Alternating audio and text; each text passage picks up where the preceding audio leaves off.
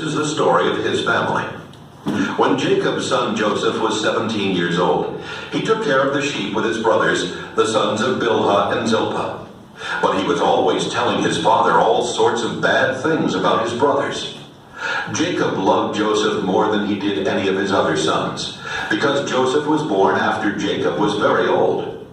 Jacob had given Joseph a fancy coat to show that he was his favorite son, and so Joseph's brothers hated him and would not be friendly to him. One day, Joseph told his brothers what he had dreamed, and they hated him even more. Joseph said, "Let me tell you about my dream. We were out in the field, tying up bundles of wheat. Suddenly, my bundle stood up, and your bundles gathered round and bowed down to it." His brothers asked, "Do you really think you're going to be king and rule over us?" Now they hated Joseph more than ever because of what he had said about his dream. Joseph later had another dream, and he told his brothers, "Listen to what else I dreamed. The sun, the moon, and 11 stars bowed down to me."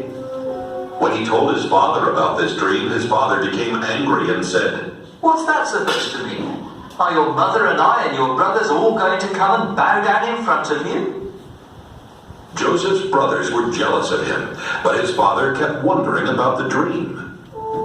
One day, when Joseph's brothers had taken the sheep to a pasture near Shechem, his father Jacob said to him, "I want you to go to your brothers. They are with the sheep near Shechem."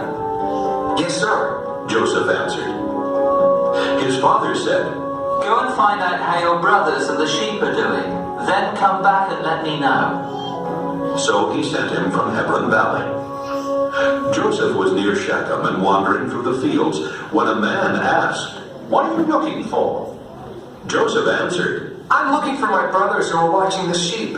Can you tell me where they are?" "They're not here anymore," the man replied. "I overheard them say they were going to Dothan." Joseph left and found his brothers in Dothan.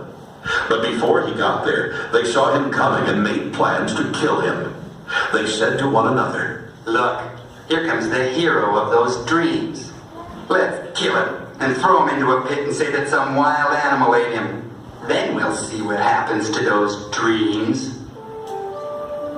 Reuben heard this and tried to protect Joseph from them. "Let's not kill him," He said, "Don't murder him or even harm him. Just throw him into a dry well out here in the desert." Reuben planned to rescue Joseph later and take him back to his father. When Joseph came to his brothers, they pulled off his fancy coat and threw him into a dry well. As Joseph's brothers sat down to eat, they looked